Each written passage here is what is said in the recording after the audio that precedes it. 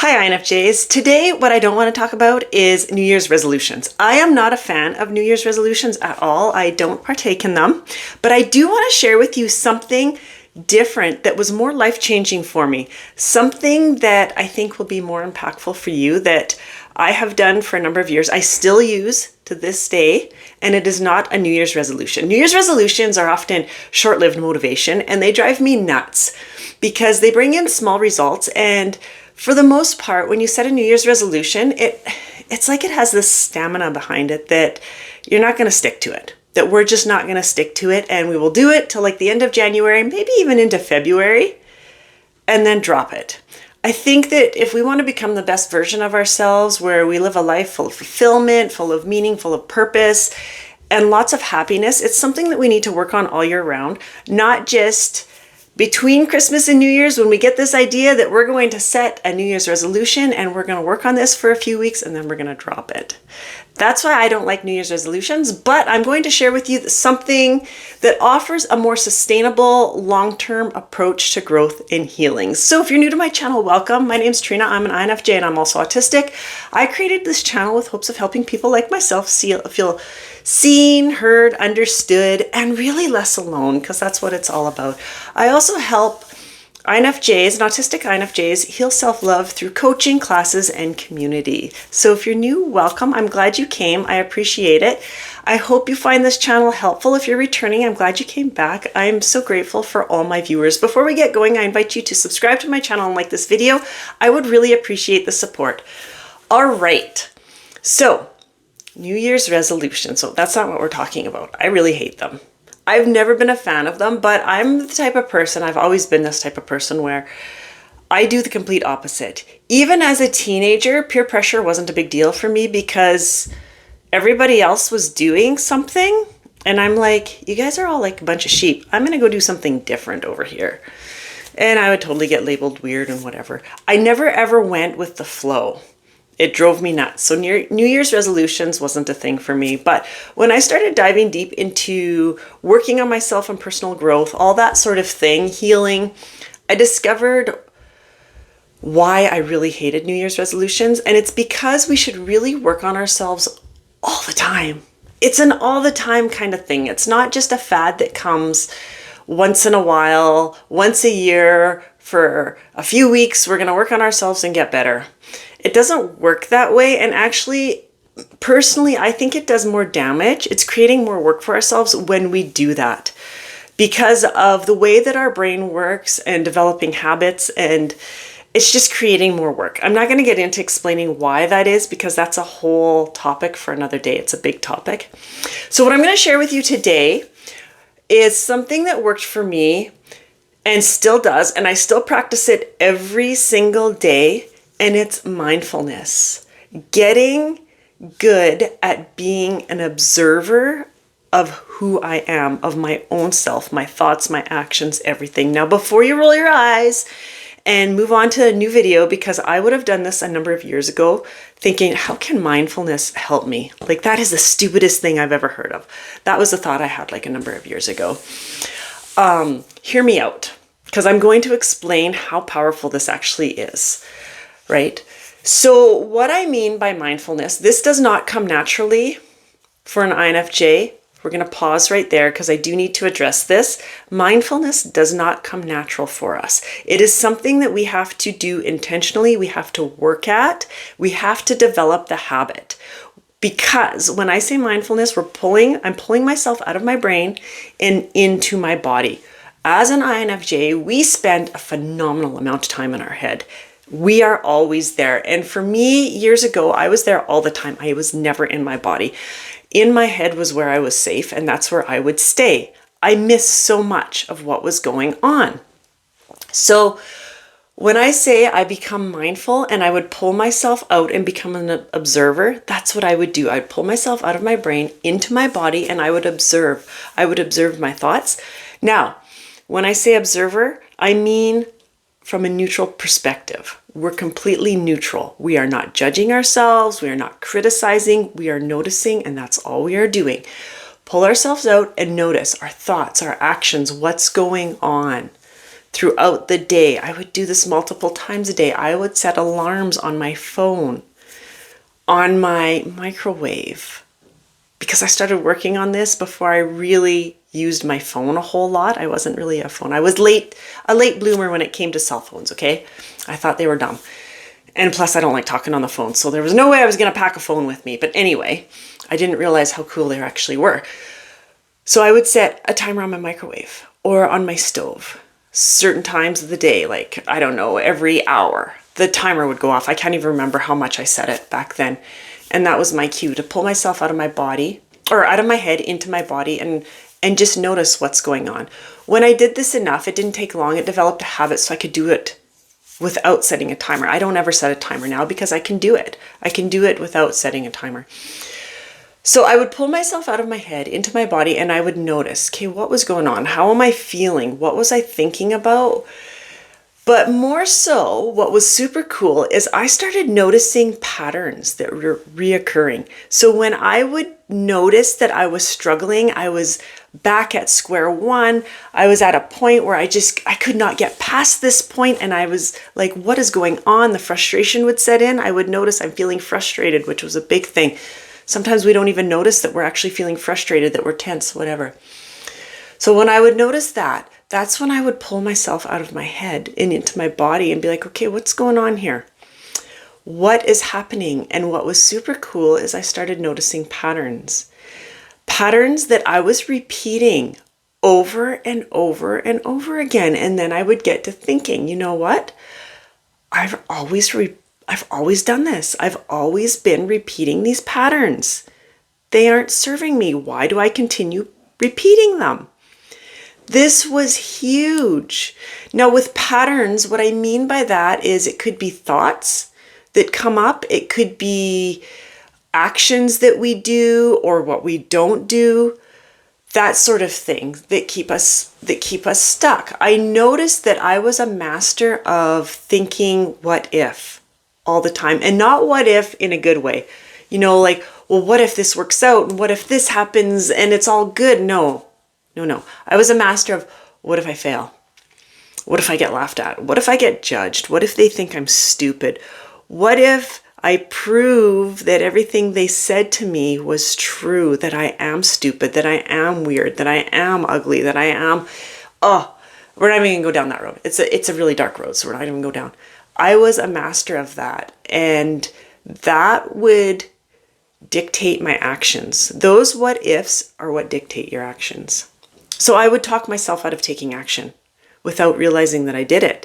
Then I would wonder why I was stuck, why I was never getting anywhere, why I wasn't successful, why I wasn't happy, why I wasn't living with purpose. Like, there's got to be more to life than this. That was a constant thought that I had.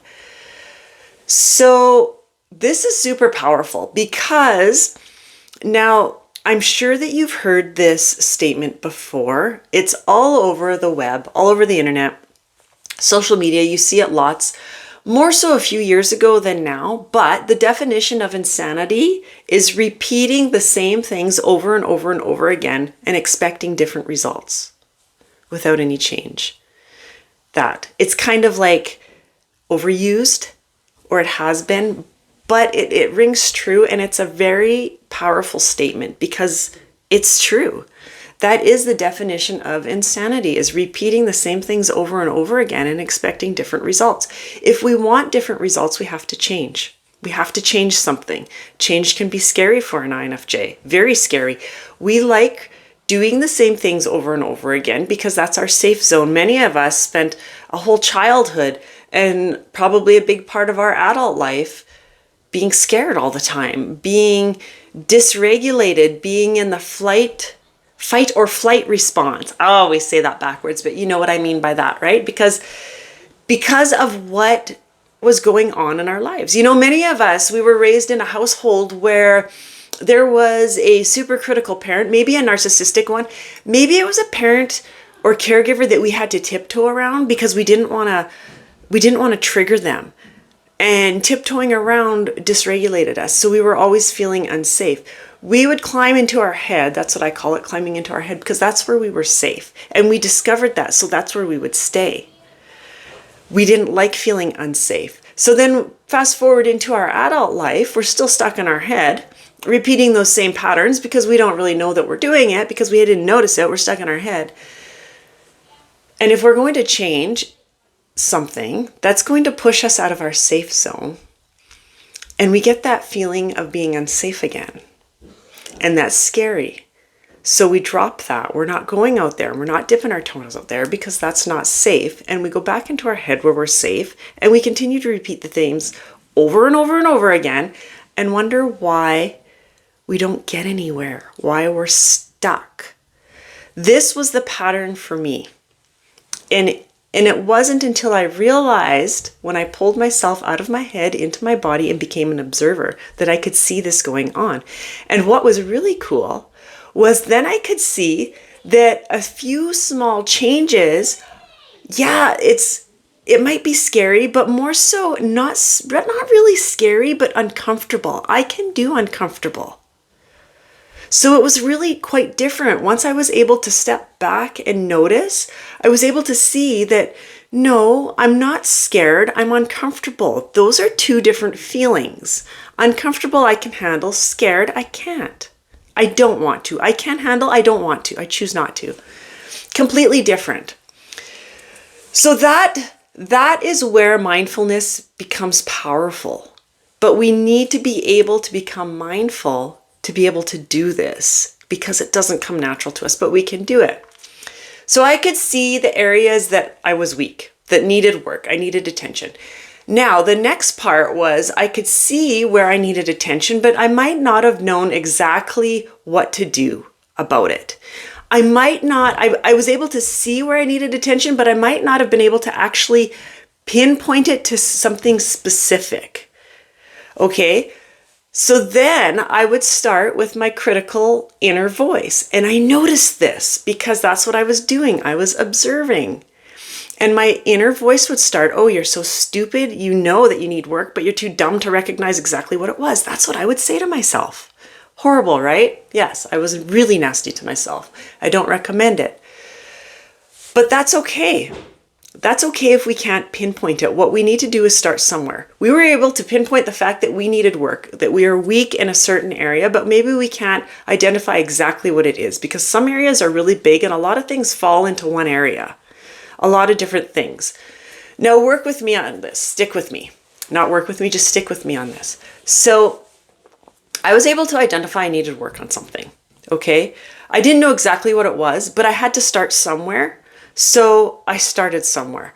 I asked, how the heck do I fix this? I put it out there. I said it, and I verbally say things out loud like that because I'm very spiritual and I think that it needs to be said out loud in order to put the vibration out there to attract the things that you want back. Again, I'm spiritual. If you're not spiritual, that's fine. I don't judge. Do whatever works for you. Just ask the question, how the heck do I fix this? And then stay mindful. Notice things. We need to be in the present moment to notice things. We're not great at being in the present moment, but we can do it and we can work on it, and it gets easier the more we work on it. I started noticing YouTube videos that were coming across my feed or homepage, whatever it's called. I started noticing podcasts. I love podcasts. I started noticing them. I started noticing social media posts and I was reading them. And I started noticing patterns that were coming up that were being sent in my direction. And then I started noticing books. So then I decided, well, I need to start somewhere. What am I drawn to? Now I'm going to just pull this one as an example because I want to get my point across as clear as I possibly can, and I hope it's not as clear as mud. So I was drawn to the book Atomic Habits. It's one of my favorite books. If you haven't read it, it's by James Clear, I do believe, the author. I do recommend reading it, but I was drawn to it just because I had heard good things about it and it kept coming across my feeds, my social media feeds, you name it, it kept coming across. I'm like, okay, well, I think this is a sign. I'm really drawn to it. I know I need to start somewhere. I know I need to work on certain parts of myself. And I also know that a lot of the work are habits that we adopt, that we do, because basically that's what we're just creatures of habit. That's basically what we are. So that's where I started. I got the book. I'm like, okay, here we go. This led me to changing certain habits, which was super cool. It led me to understanding what habits are and how they work, how our brain develops them, and how we can rewire them. I learned something. That was awesome. It's something that I still use to this day, right?